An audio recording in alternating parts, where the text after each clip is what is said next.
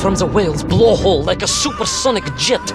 And below me, the ocean became a sheltered bay studded with white shapes. You will be amazed as my epic journey unfolds. For here, it was about to take a most unexpected turn. And it happened like this.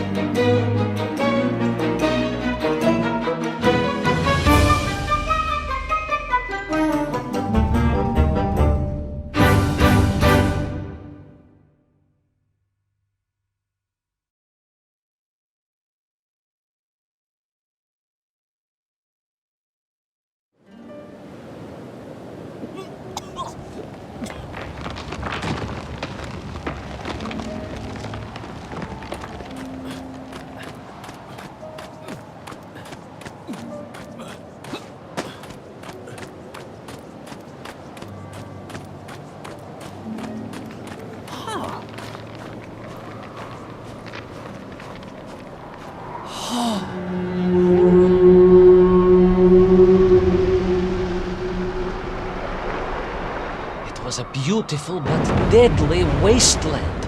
Freezing cold, brutally chilly, enough to kill a man in hours. Yet here you are. Indeed, General.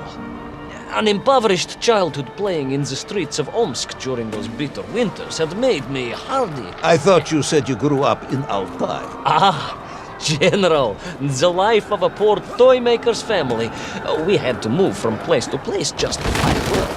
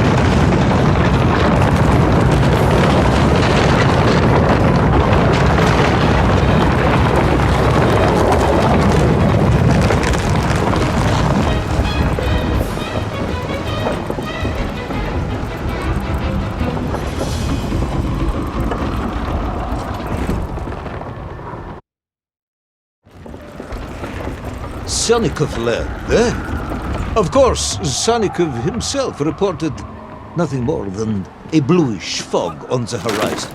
Your island may be nothing more than the product of overactive imaginations. General, consider this.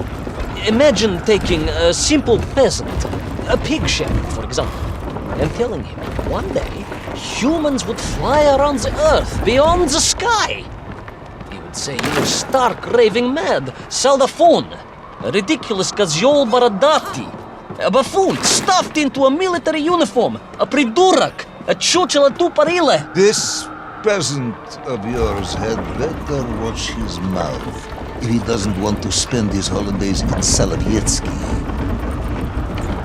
Perhaps you should return to your story.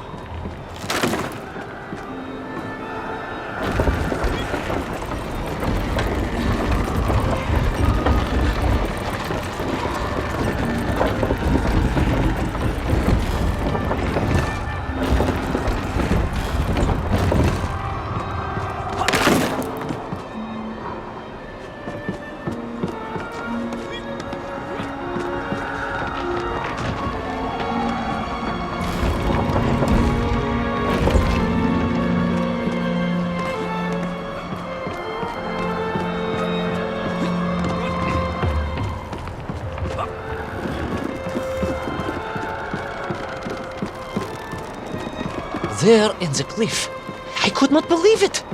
A hairy elephant, trapped and frozen in the ice. A mammoth! No, General, a hairy elephant. Who would think such a thing could be?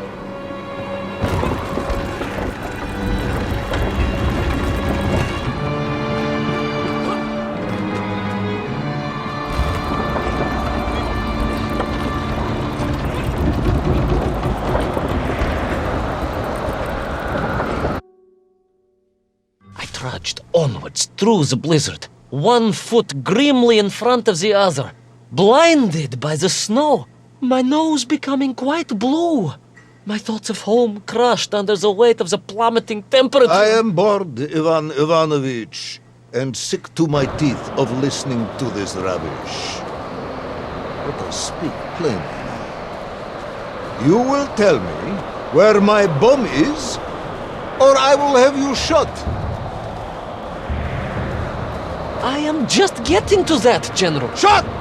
Comrade Primal! Shot with real bullets, fired from a real gun, not some ludicrous Bultavia about lost cities and dinosaurs and Yankee and mammoth. It was a hairy elephant. No! I will not tolerate any more! Where is the bomb, Ivan Ivanovich? Where is Little Orpheus? It was right there. What? It was there. At least I realized it must be. Where? Here? On Sannikov Land? Yes, General, because as the storm began to clear, I realized with a strange excitement and trepidation that I was not alone on Sannikov Land.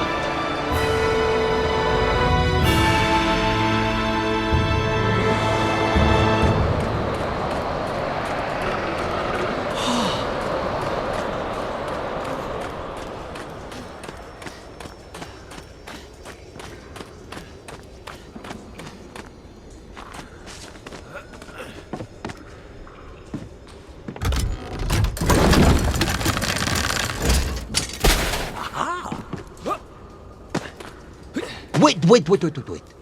Go back. You say these lifeboats came from Zarya? A Russian ship? Zarya returned home, but not with all of her crew. And here were the missing lifeboats, trapped in the ice for all of these years. And it could only mean one thing. That you are continuing to hang lapsha on my ears.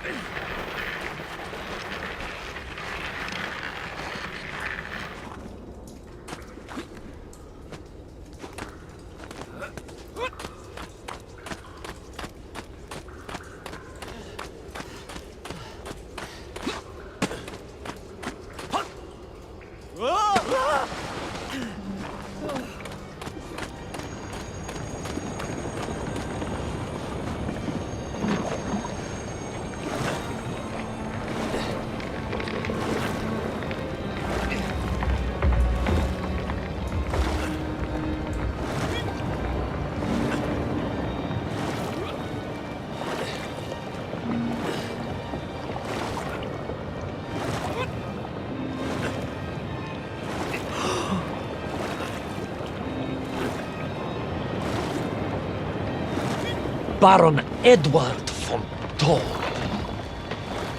Of course, I remember reading about his tragic expedition at school. We were taught he had died a hero's death out on the icy wastes, searching for Sannikov Land. Yet what if, in doing so, he had sailed accidentally into the interior, deep below the crust of the world? A fellow citizen of the surface. I had to try and find him.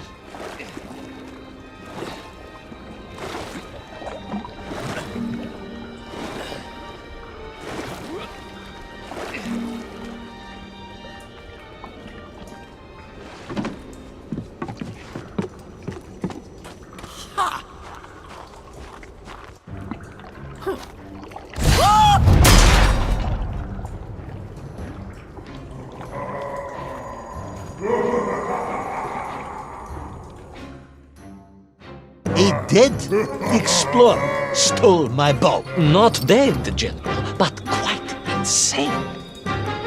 Perhaps it was the loss of the arm or the leg, or the long years in isolation. But Toll was clearly mad. You should have got along perfectly then. Oh, how I wish we had.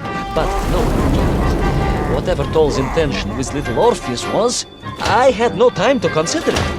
I was in mortal peril once more.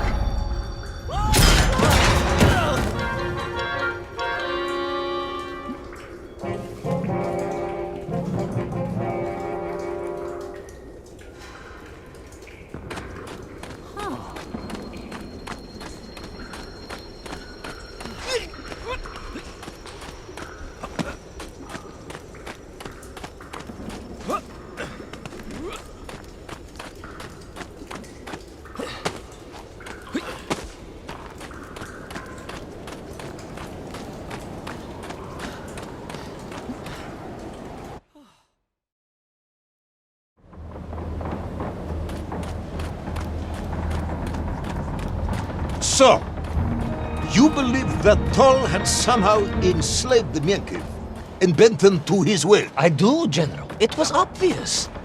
Why else would they serve him? And how else could they be so different from their free comrades? These odd helmets they wore, it was the science of our times. No doubt about it. Although fused with some strange crystal technology I could not recognize. To be honest with you, it didn't seem appropriate to stop and ask them.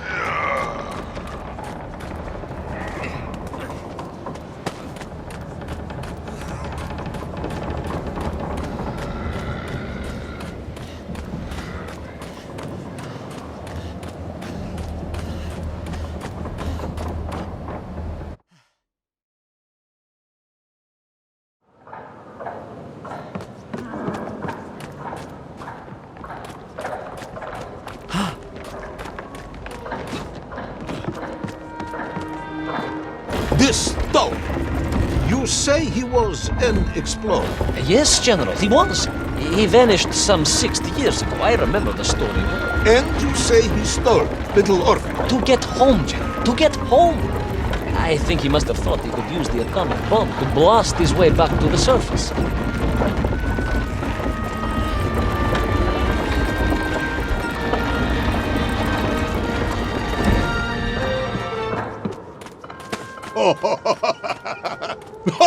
Brilliant, Ivan Ivanovich! And you expect me to believe that 100-year-old madman not only survived below the Earth's crust, but enslaved his Menkiv, explored the lost worlds, and discovered the secrets of atomic power, all by himself? A Tsarist general!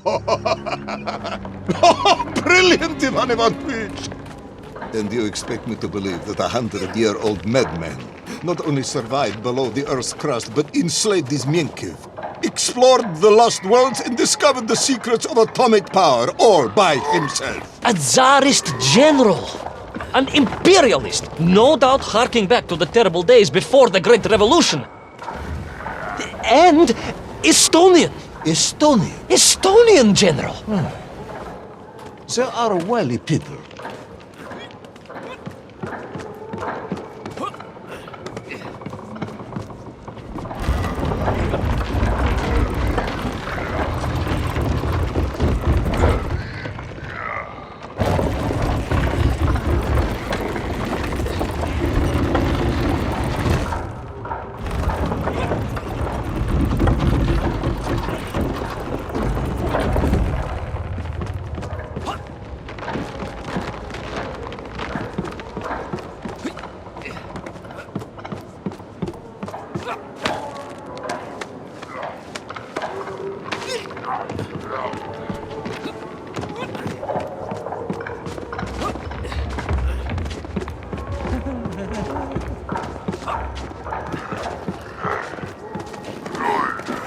The slave mines stretched away into the distance, and I sometimes wondered if I would ever find my way out.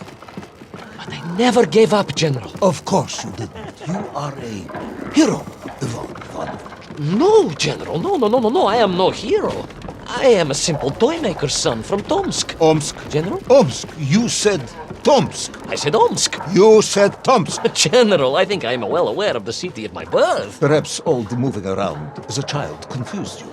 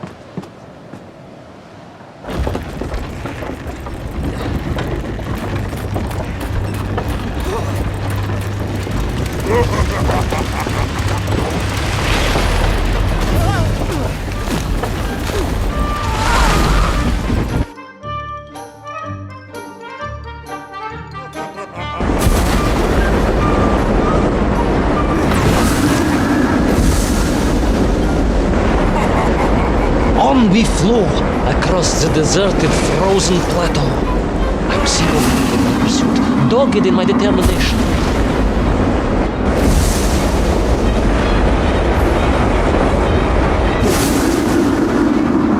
I would take back Little Orpheus and prevent Toll from detonating the bomb. You are as humble as ever, Dava. Well, General, you are a great military leader, a great strategist, whereas I am simply the humble son of a watchdog, a toy maker, and driven by patriotic fever with no regard for my own safety. I rushed blindly on.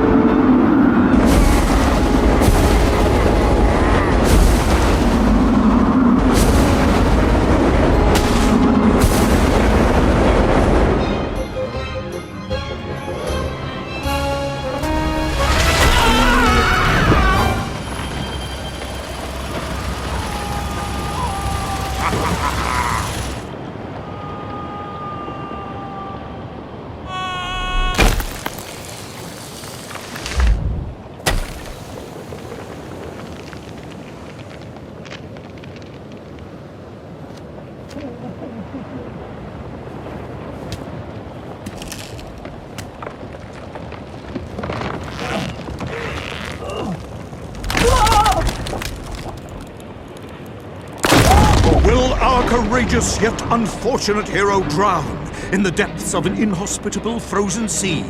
Will he thaw out in time to prevent Toll from detonating the bomb? Will the general holiday in Omsk next year? Or Tomsk? Or perhaps both?